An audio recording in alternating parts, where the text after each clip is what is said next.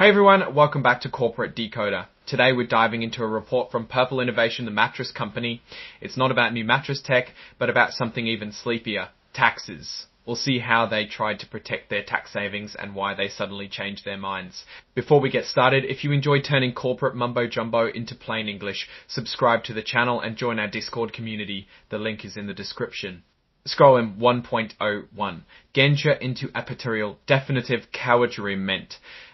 Scroll Gatsa defined to default as about something called a NOL rights plan and an amendment to it. Basically, Purple had a smart plan to protect their ability to use past losses to lower future taxes. The company had about $288 million in net operating losses, or NOLs, as of June of last year. This means they lost money in the past and they can use those losses to reduce their tax bill in the future if they become profitable. But there's a catch. The IRS, or taxman, has a rule. If a company has a big change in ownership, more than 50% over 3 years, it can limit how much of those past losses the company can use. The specific rule is called Section 382 of the tax code. Scroll Series C Junior Core Participating Preferred Stock Screw. To prevent this, Purple created something called a NOL rights plan. It's a bit like a poison pill. It involves preferred stock and rights that, if triggered, would make it very expensive for anyone to buy a large stake in the company.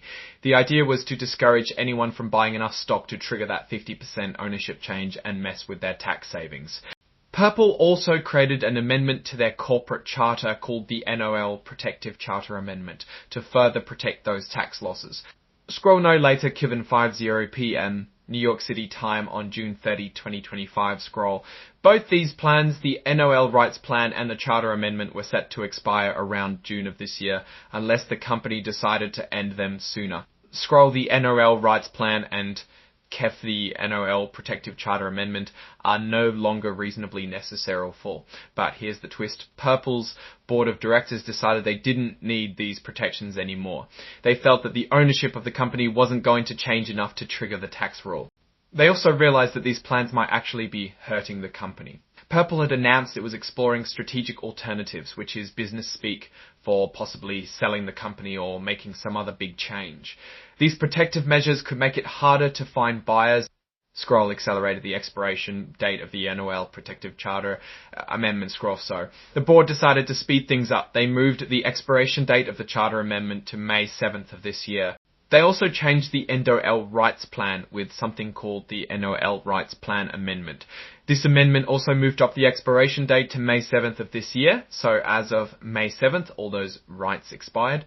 Scrollim 303, Tomato 3, Trudio C, Trials X Security Falter Scroll. Kev, the company, also needed to file a report about the modification to the security holders. This is expected and normal. Scroll 503 amendments to Articles of Incorporation or bylaws change in fiscal year. Scroll. There was also another filing to follow up with the Articles of Incorporation. All of this is normal and expected. Purple then filed a certificate of elimination to officially remove the special preferred stock that was created for the NOL rights plan. This got rid of all the provisions tied to that series of preferred stock. As always, these amendments, rights plans, and anything else are linked as exhibits in the report itself for anyone who wants to dive into the details. Now, let's step back and look at the bigger picture.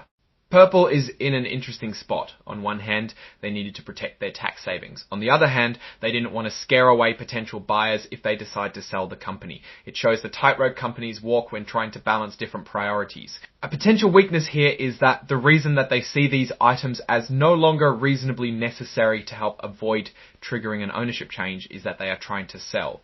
This means someone else might be buying the company who has different intentions, and this might now result in the loss of those tax savings. Ultimately, Purple has decided that flexibility and attracting potential buyers are more important than holding on to these protections. This could be a good move if it leads to a successful sale or other strategic deal, but it also means they are taking on more risk when it comes to those valuable tax savings. Alright, that's our decoded view of Purple's latest filing. What do you think about Purple's decision to drop these protections? Will it help them find a buyer, or are they making a mistake with their tax savings? Share your thoughts in the comments below. If you found this breakdown helpful, hit that like button and subscribe for more corporate insights. And don't forget to join our Discord community for even more discussions. Thanks for watching, and I'll catch you in the next video.